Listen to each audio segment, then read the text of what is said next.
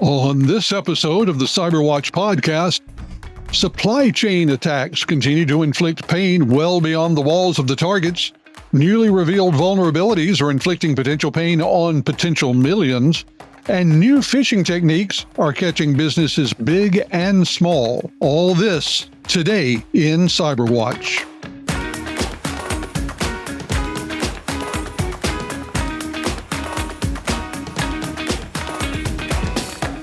Hello, and welcome to the CyberWatch podcast for the week of November 10th, 2024.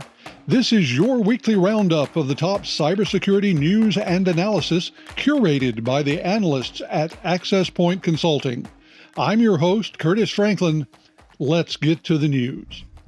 At the end of October, Pacific Life Insurance told regulators that customer data had been breached when a contractor, Infosys McCamish Systems, suffered a cybersecurity incident.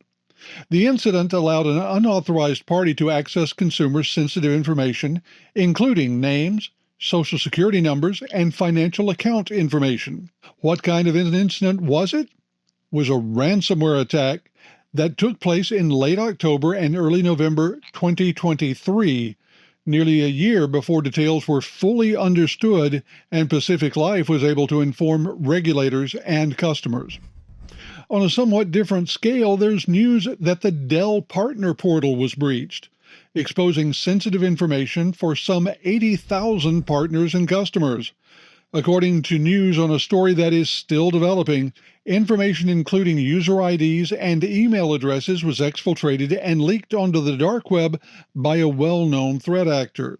Dell is still working to confirm the information, but analysts say that the advice around this breach is much the same as the advice for any other account attack. Change passwords, enable multi-factor authentication, and monitor activity on your network to catch any unauthorized activity as early as possible.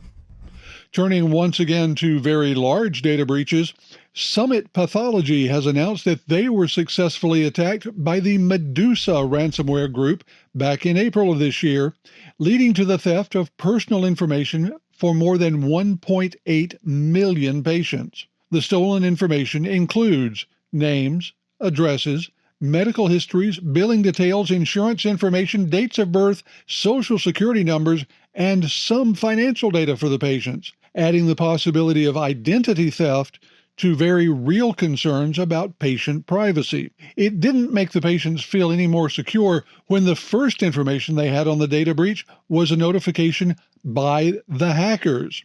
Then, to add to the incident's seriousness, it has been reported that Summit Pathology paid the demanded ransom to the attackers against the advice and best practice definitions of pretty much every regulatory and law enforcement agency that exists. Multiple class action lawsuits already filed indicate that many patients don't feel the offered credit and identity theft monitoring is a sufficient compensation and protection for the breach. In another developing situation, the Washington State Administrative Office of the Courts has reported that unauthorized activity, there's that phrase again, has had an impact on the computer systems serving courts throughout the state, slowing access to information and reporting systems used by courts at different administrative levels. While the office hasn't yet called the incident an attack, descriptions of the impact make the activity seem very attack-like. A spokesperson for the courts said that the systems have been taken offline out of an abundance of caution and admitted that there was, at the time of the statement, no estimated time for systems to be back to normal operation. Moving away from ransomware, Lame Duck, a criminal organization headed by Sudanese brothers, has recently launched more than 35,000 DDoS attacks against a wide variety of targets.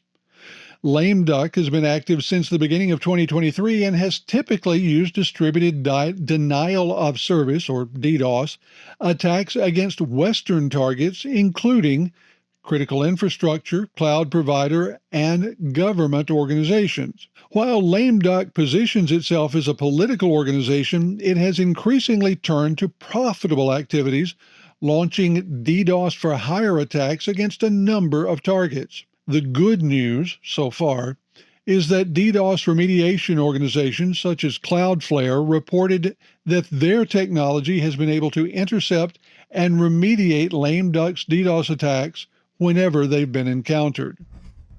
And in what might pass for good news this week, officials have said that last week's national election in the U.S. was largely free from cyber attacks, with the most significant threat coming from fake bomb threats sent to multiple law enforcement agencies in states including Georgia, Michigan, and Florida from accounts traced back to Russia. None of the threats was found to be credible, and no significant impact on voting was seen. Turning to vulnerability news, multiple Microsoft SaaS services and applications, including Microsoft Teams, SharePoint, Quick Assist, and OneDrive, have been leveraged in an ongoing threat campaign researchers have dubbed VeilDrive. The campaign, which researchers say is most likely traceable back to Russian criminal groups, is unique in its use of Microsoft Teams, SharePoint, and Notes as spear phishing platforms, and its use of Microsoft OneDrive as a command and control platform. While the Java-based malware is remarkably free from obfuscation techniques, allowing researchers to quite readily read the code and understand its operation, it is sophisticated enough to evade many of the anti-malware programs and processes in place on enterprise computing systems. Analysts note that Microsoft OneDrive is being used by a growing number of criminal actors as a platform for attacks and malicious infrastructure, making it a platform that IT professionals and cybersecurity teams should be carefully monitoring for unauthorized activity going forward. Microsoft SharePoint is another platform that's receiving increased attention from threat actors. In one of the latest campaigns, an entire domain was compromised by threat actors exploiting a critical vulnerability in Microsoft SharePoint. The attackers used a known vulnerability involving CVE 2024-38094 to launch a remote code execution campaign on the victim's systems. Once inside the network, the hackers moved laterally, compromising a Microsoft Exchange service account with domain administrator privileges. In an interesting twist, the attackers deployed Huarong antivirus, which conflicted with the existing anti-malware software and shielded the malicious code from discovery. Analysts point out that this exploit did involve a known vulnerability, so robust patching and updating remains a critical tool for fighting campaigns of this sort. Finally, on the vulnerability and attack front, Google is warning of a new campaign called UNC 5812, which affects both Android and Windows users. Spread through a Telegram channel called Civil Defense, the malicious software is delivered through an application that masquerades as a mapping program. The campaign comes from a source that has been actively trying to reduce support for Ukraine in its war with Russia, and to no one's surprise, it linked tightly to APT-29.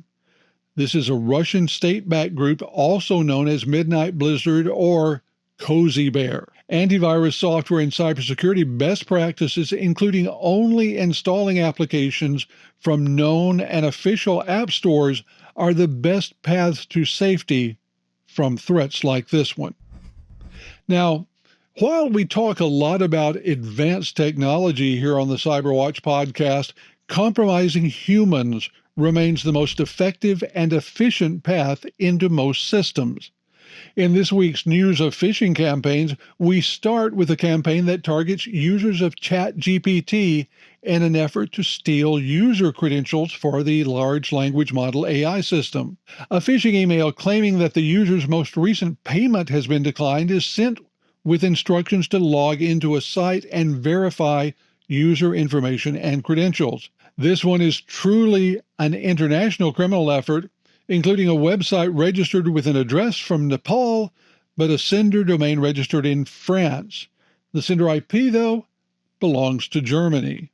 In all cases, it results in credential harvesting for anyone foolish or unlucky enough to click on the internal URLs.